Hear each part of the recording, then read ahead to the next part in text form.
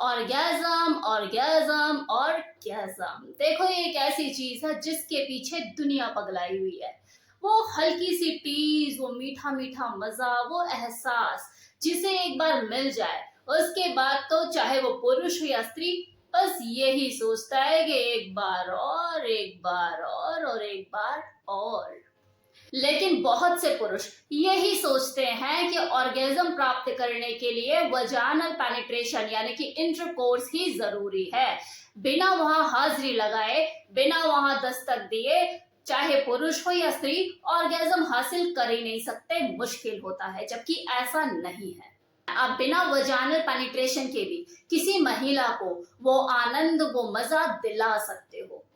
महिला के जो स्तन होते हैं उन्हें वासना का केंद्र माना जाता है, जहां पर बंडल ऑफ नर्व्स का जाल बिछा होता है। ये उसके शरीर के मुख्य अंग और उसके सबसे उत्तेजक अंगों में से एक माने जाते हैं। जब कोई पुरुष अपने हाथों से उसके निप्पल पर स्पर्श करता है, उसको छूता है, तो उसकी ये छुअन उसके पूरे शरीर में आग लगाने का काम करती है।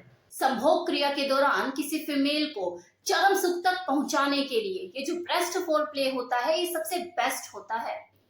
क्योंकि ये जो दोनों निप्पल होती है उसमें कई तरह की सो नर्व्स एक साथ जुड़ी हुई होती है, जो उस एरिया को सेंसिटिव बनाती है, संवेदनशील बनाती है। और यही कारण है कि सेक्स के दौरान स्तनों को सही ढंग से टच करना, स्पर्श करना जरूरी होता है। क्योंकि ये एक औरत का मूड बना भी सकती है और खराब भी कर सकती है। आपने कई बार देखा होगा कि आपने जरूरत से ज्यादा हार्ड वे में आपने उसे प्रेस कर दिया, तो आपकी वाइफ चिल्ला कर पड़ेगी आपके ऊपर, क्या है जंगलियों की तरह कर रहे हो, ढंग से नहीं कर सकते। अचानक से उसका अच्छा खासा मूड बिगड़ जाता है। मैक्सिमम लोगों के साथ ये चीजें होती रहती हैं। इसलिए जोश में होश ना खोए, अगले का मूड मत खराब करो भाई। निप्पल ऑर्गेज्म के दौरान बिल्कुल वैसा ही आनंद मिलता है जैसा किसी महिला को वजाइनल पेनिट्रेशन के टाइम पर महसूस होता है।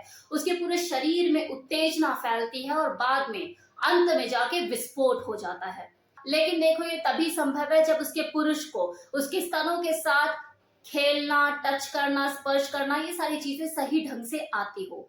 अब अगर आप बोलते हो बॉक्सिंग खेलने लग जाओगे तो फिर कैसे चलेगा भाई। तो जैसे कोई खाना धीमी धीमी आंच में बेहतर ढंग से बनता है, सेम इसी तरह से आपको अपनी पार्टनर को अगर ऑर्गेज्म फील कराना है तो धीरे धीरे ही पूरे प्रोसेस में आगे बढ़ना होगा।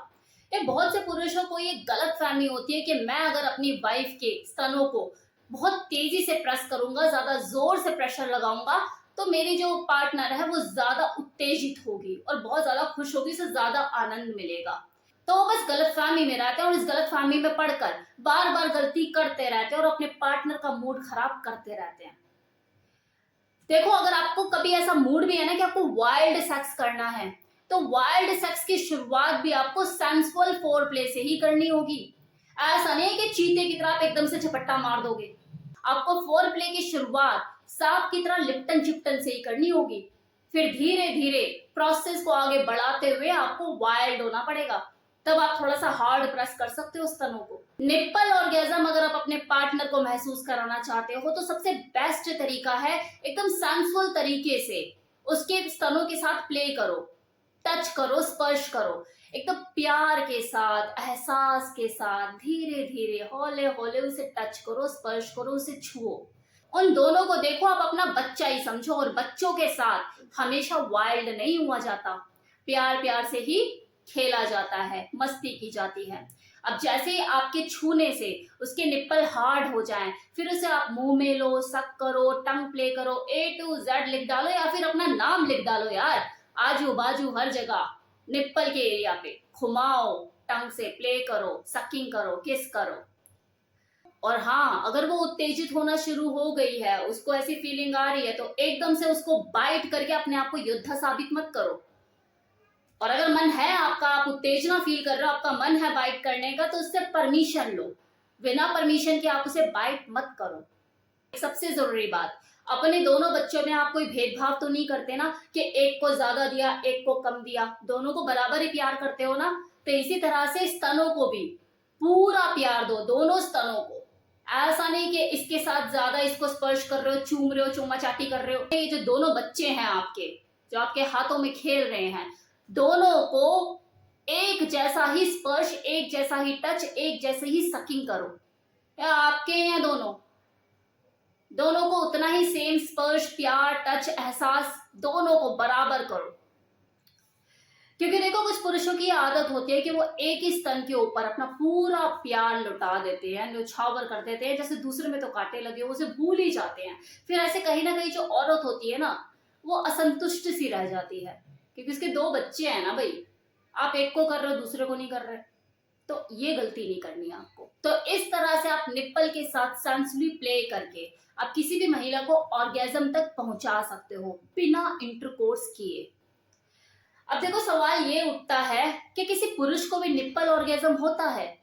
तो देखो अगर बात करें पुरुष की, तो यस, उनको भी निप्पल ऑर्गेजम होता है, लेकिन क्योंकि स्थिति थोड़ी अलग होती है। जो फीमेल ब्रेस्ट का जो चार्म होता है, जो उनका जो बनावट होती है, उनके जो निप्पल होते हैं, वो जो चीजें उनके साथ होती है, जो कुदरती उसे मिली है कि यार देखते ही एकदम से ऐसा लगता है यार पकड़ लो, भींच लो, दबा लो, स्क्वीज कर लो, मुंह में ले लो, ऐसे कर लो, वैसे कर लो, वो चीज किसी मेल के साथ नहीं हो सकती।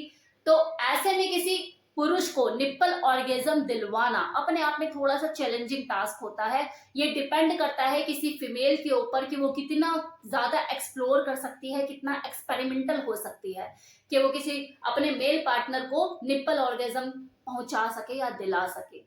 उसके लिए उसे थोड़ा एक्सपेरिमेंटल होने की जरूरत है, स्किल्ड होने की जरूरत है। कितना ज्यादा स्किल्ड है, अपने टंग का कितनी बेहतर ढंग से यूज कर सकती है। अब इस तरह से बलून टाइप तो उनकी ब्रेस्ट होती नहीं है कि आप हाथ से स्क्वीज कर सको या कुछ कर सको, तो जो रोल होता है सारा जीभ का होता है। तो इसमें डिपेंड करता है कि जो फीमेल है वो कितनी एक्सपेरिमेंटल है, किस तरीके से वो एक्सप्लोर करती है चीजों को, क्या क्या चीजें नई नई ट्राई करती है, ये उसी के ऊपर डिपेंड करता है। और देखो कोई ज्यादा मुश्किल नहीं है। अगर कोई फीमेल एक्सपेरिमेंटल है, माइंड रखती है, जानती है करना, स्किल्ड है, तो उसके लिए मुश्किल नहीं है। तो ये था मेरी तरफ से कंप्लीट इन्फॉर्मेशन निप्पल ऑर्गेजम के बारे में। तो कैसा लगा वीडियो बताना मत भूलिएगा। Thank you so much.